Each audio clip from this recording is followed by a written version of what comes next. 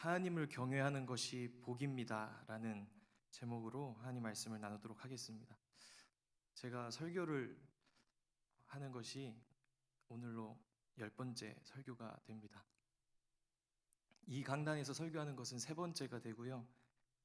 첫 설교를 했을 때가 9개월 전인데 하나님 말씀을 나누는 거라서 지금도 떨리지만 그땐 정말 바들바들 떨면서 말씀을 나누었습니다. 하지만 경험이 많아질수록 떨림은 덜해지는 것 같습니다. 만약 우리 학생들과 우리 성도님들도 처음으로 무엇을 시작한다면 같은 마음일 거라고 생각되어집니다. 처음으로 무엇을 한다는 것은 몹시 떨리고 때론 잘 될까 두렵기까지 하죠. 하지만 반복을 하면 할수록 습관이 되기도 하고요. 그 반복이 몸에 배어진다면 자신감도 생기고 안정감도 주기에 두려움과 떨림은 점차 줄어들게 됩니다. 그렇기에 우리가 삶을 살아갈 때 모든 것이 원활하고 순탄해진다면 안정감을 가졌다라고 표현을 하죠. 그래서인지 회사에서는 2, 3년에 한 번씩, 빠르면은 1년에 한 번씩 인사이동을 하게 됩니다. 같은 자리에서 같은 일로 여러 해 반복하게 된다면 반복으로 인해 일 처리가 항상 순조롭게 되고 이로 인해 주는 안정감은 사람을 게을르게 하거나 꾀를 만들 수 있게 하기 때문입니다. 처음과 다르게 대충대충 할 수 있는 거죠. 학생들이 게임이나 운동을 할 때도 항상 방심하지 말라고 하는 이유는 만약 자신의 계획대로 이기고 있을 때 원활하게 진행되어 지면서 이 게임이 무조건 이길 것 같아 보여지고 그러다 보면 집중력이 떨어지기에 그렇기 때문에 방심하지 말라고 합니다. 또 방심하지 않는 이유는 그러다 보면 역전패를 또 당할 수가 있기 때문에 긴장을 늦추지 마라. 계속해서 마지막까지 긴장해라 라고 합니다.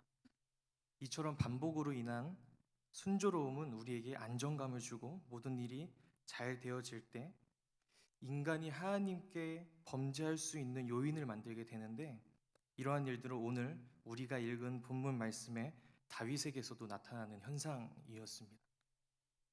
다윗이 하나님 앞에서 어떠한 죄를 짓게 되었는지 말씀으로 좀 깊이 들어가 보도록 하겠습니다. 다윗은 왕이 되기까지 여러 해의 쫓김과 고생과 고난이 있었지만 결국 하나님의 이끄심으로 유다의 왕이 되고 이후 온 이스라엘의 왕이 되면서 이스라엘의 적이었던 블레셋과의 싸움에서도 승리하게 되고 결국엔 하나님의 임재가 있는 하나님의 궤까지 찾게 됩니다. 그리고 오늘 본문 말씀처럼 그 하나님의 궤를 옮기게 되죠. 말 그대로 모든 것이 형통하고 좋은 것 같아 보였습니다. 근데 문제가 하나 생겼습니다.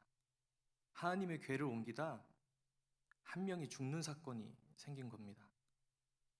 오늘 본문 말씀은 아니지만 2절과 3절 상반절까지 말씀을 같이 읽어보도록 하겠습니다. 6장 2절 같이 읽어보도록 하겠습니다. 시작.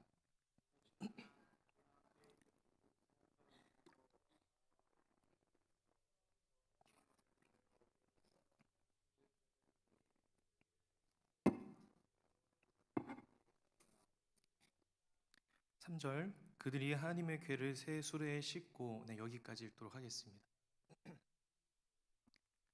다윗의 환경이 고난에서 모든 것이 안정적으로 바뀌었습니다. 왕이 되고 자신의 이름으로 성까지 있었으니 모든 것이 만사형통했다고 할 수 있죠. 또한 다윗도 그렇게 생각했을 것입니다.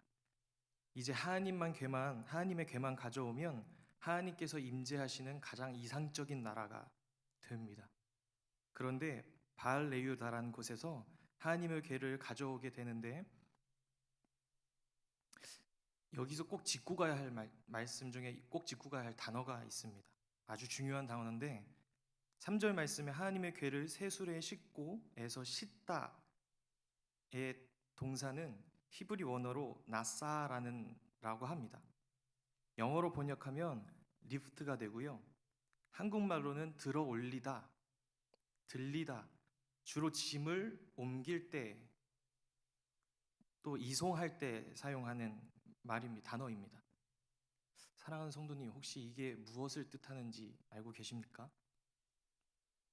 모든 것이 안정적이고 순탄한 나머지 다윗이 하나님의 궤를 가져오는 데 있어서 하나의 물건 가져오듯 소에 싣고 오는 것입니다. 다윗이나 거기에 있는 무리들이 하는 것은 악기를 연주하는 것 외에는 아무것도 없었습니다. 무엇보다 중요한 하나님에 대한 경외함이 없었음을 뜻합니다. 주객이 전도된 거죠. 예를 들어 설명해 보도록 하겠습니다. 저희 교회는 43주년을 맞고 있습니다. 내년이면 44주년 기념이 되는데 44주년 기념 부흥회를 하게 되었다고 예를 들어 봅시다. 강사 목사님을 세계에서 두 번째 가라면 서러운 아주 유명한 목사님을 초청하게 되었고,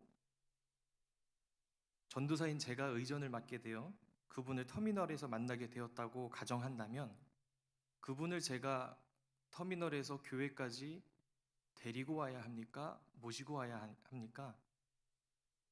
모시고 와야 합니다. 맞습니다. 제가 목사님이나 장로님을 마중 나간다고 해도, 권사님이나 집사님을 마중 나간다 해도 돌아올 땐 모시고 온다고 표현할 것입니다. 데리고 온다는 것은 자신의 동급이나 아래 신분일 때 쓰는 표현이죠. 다윗은 왕이 되고 전쟁에도 승리하고 이젠 하나님의 궤까지 가져오게 되었다는 기쁨 때문이었을까요? 하나님에 대한 경외함이 없었습니다.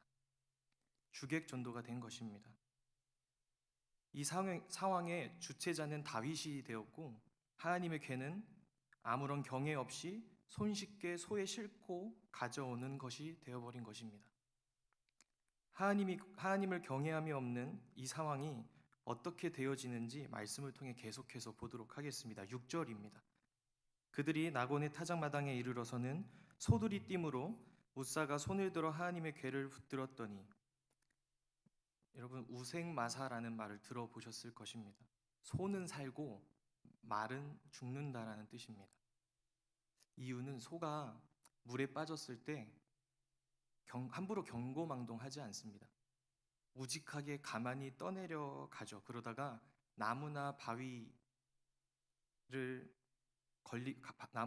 걸리게 되면 그대로 빠져나와 살게 됩니다. 하지만 말은 살려고 헤엄치고 그러다 보면 지쳐서 죽게 되는 거죠. 소를 키워보신 분들이 있으실지 모르겠지만, 소는 사람들이 앞에서 알짱거린다고 함부로 뛰거나 쓰러지지 않습니다. 더군다나 여긴 타작마당입니다. 더 쉽게 얘기하면 평탄한 뜰이라는 거죠. 갑자기 소가 뛰거나 넘어질 일이 없습니다.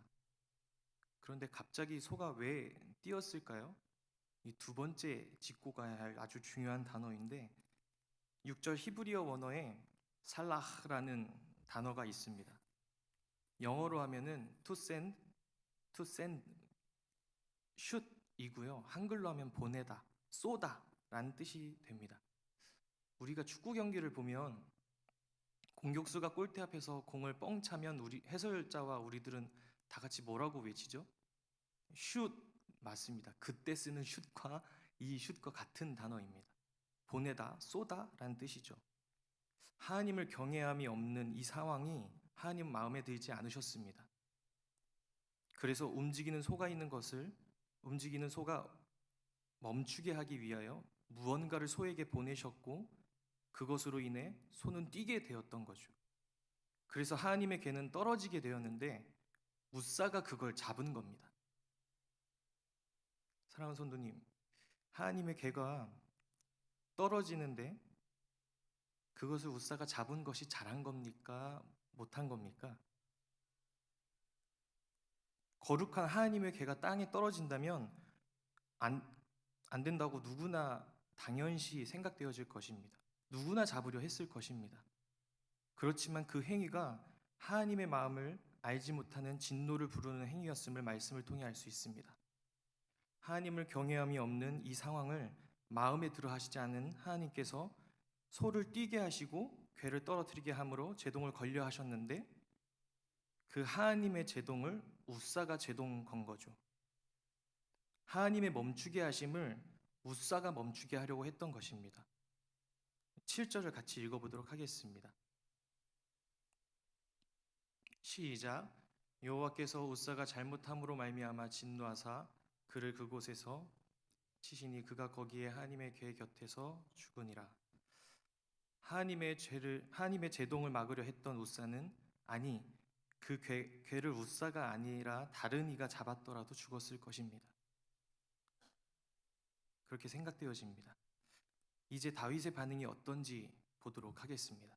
8절 말씀을 제가 읽도록 하겠습니다. 여호와께서 웃사를 치심으로 다윗이 분하여. 하나님을 경외함이 없던 주객전도된 이 상황을 깨닫지 못하고 무엇보다 하나님의 마음을 알지 못한 다윗은 분노했다고 합니다. 원어에 보면 불만을 토로하는 뉘앙스가 있습니다.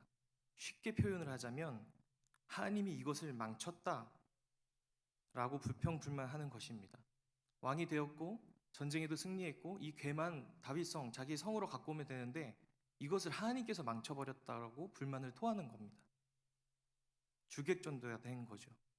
그리고 그것을 베레스 웃사라고 부르고 번역하면 웃사를 침입니다. 그리고 9절 말씀에 그날에 다윗이 여호와 하나님을 다시 두려워하게 됩니다. 이 갑작스럽고 놀라운 사건을 통해서 다윗은 하나님의 거룩하심에 주의를 기울이게 되었죠. 여기서 다윗을 통해 한 가지 교훈을 더 얻을 수 있는데 다윗과 사울의 차이를 이곳에서 발견할 수 있습니다. 사울은 하나님께 범죄하여도 백성들 앞에서 하나님이 자신을 인정해 주길 늘 바랬습니다. 그리고 자신의 고집을 꺾지 않았죠. 하지만 다윗은 하나님이 벌하실 때마다 자신의 죄를 회개하고 하나님께서 만왕의 왕이심을 내 삶의 주체자이심을 인정했습니다. 이 사건과 다른 예로 밧세바 사건을 보아도 그렇습니다. 범죄로 인해 낳은 아들을 하나님께서 데려가시기 전까지 금식하며 기도합니다. 하지만 하나님께서 데려가신 이후 즉시 식사를 하죠. 아무리 금식을 하며 기도해도 하나님의 마음과 심판을 번복할 수 없음에 하나님의 뜻을 받아들이고 복종하는 것입니다. 다시 말씀으로 돌아가도록 하겠습니다. 다윗은 웃사의 죽음 이후 10절 말씀에 여호와의 궤를 옮겨 자신의 성이 아닌 가드 사람 오벳에돔의 집으로 메어가게 됩니다. 오벳에돔은 이 하나님의 궤가 달가웠을까요? 질문입니다. 오벳에돔은 이 하나님의 궤가 달가웠을까요? 누구보다 두려움으로 그렇지만 경외함으로 하나님의 궤를 석 달 동안 모시고 살았을 겁니다. 11절 말씀에 여호와께서 오벳에돔과 그의 온 집에 복을 주셨다라고 말씀하십니다. 이 소식을 들은 다윗은 다시 하나님의 궤를 모시러 갑니다. 12절 하반절 말씀입니다. 다윗이 가서 하나님의 궤를 기쁨으로 메고 오벳에돔의 집에서 다윗성으로 올라갈새. 제가 처음 말씀을 나눌 때 아까는 누가 하나님의 궤를 들고 왔다라고 했었죠? 네, 소입니다. 그렇지만 이번에는 구약의 율법의 지시대로 하나님의 궤를 사람들이 메고 갔습니다.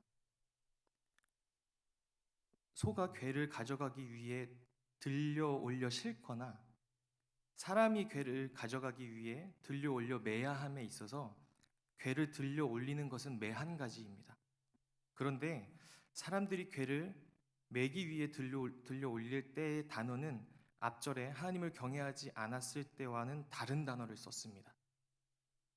야알이라는 단어인데 영어로는 go up, 한국말로는 기온, 가격 등이 올라가다 라고 쓸 때 사용하는 올라가다의 단어입니다. 앞절과 다르게 사용한 이 단어는 다른 말로 하자면 이젠 주체자가 하나님이 된 것입니다. 이것이 오늘 말씀의 핵심인데 조금 더 쉽게 설명을 하자면 궤를 소에다가 들어 올려 실을 땐 수동적인 단어를 사용함으로써 괴가 아닌 옮긴 이가 주체자가 되지만 사람이 괴를 맬 땐 가격, 기온 등이 올라가다의 능동적인 단어를 사용함으로써 올라가는 자기 자신이 주체자가 되는 거죠. 즉 하나님의 괴가 주체자가 되는 것입니다. 이것은 우사의 죽음 이후로 하나님의 괴에 대한 태도가 달라지고 바뀐 것을 알 수 있습니다. 이뿐만이 아닙니다. 이후에 13절 말씀에 괴를 맨 사람들이 6걸음을 행하며 소와 살찐 것으로 제사도 드리고 전에는 악기를 연주하였는데 이번에는 전심을 다해 춤을 추며 기뻐합니다. 원어로 보면 이것이 정말 전심을 다해 온 마음을 다해 찬양했다고 춤추며 기뻐했다고 더 이렇게 부각되어지는데 괴를 옮기기 전과 이후로 달라진 거죠. 하나님 말씀을 맺겠습니다. 우리는 지금 드리고 있는 이 예배가 우리의 삶에 있어서 우리의 인생에 있어서 몇 번째 드리는 예배인지 알고 계시는 분 있으신가요? 너무 많아서 셀 수 없을 정도일 것입니다. 앞으로도 하나님께서 우리의 생명을 허락하시는 날까지 아니면 주님 다시 오시는 날까지 이 땅에서의 예배는 계속되어질 것입니다. 예배할 때마다 말씀으로 채우시고 기도로 간구할 때마다 들으시고 응답하시며 찬양으로 영광 돌릴 때마다 받으시고 하나님은 은혜를 부어 주실 것입니다. 그러나 오늘 말씀에서 우리가 하나님의 마음을 알았듯이 다윗을 통하여 배웠듯이 우리 삶에서 어떠한 모양이라도 하나님을 경외함을 잊어서는 안 된다고 말씀하십니다. 우리가 예배하고 기도하고 찬양한다 할지라도 우리의 행위와 삶의 주체자는 하나님이시기 때문입니다. 혹 우리는 연약한 인간이기에 이따금 하나님을 경외하는 것을 잊고 산다 할지라도 다윗처럼 하나님 앞에 다시금 회개하며 두렵고 떨림으로 나가야 한다고 오늘 말씀을 통해 말씀하십니다. 사랑하는 성도님, 하나님을 경외하는 것이 복입니다. 기도하시겠습니다.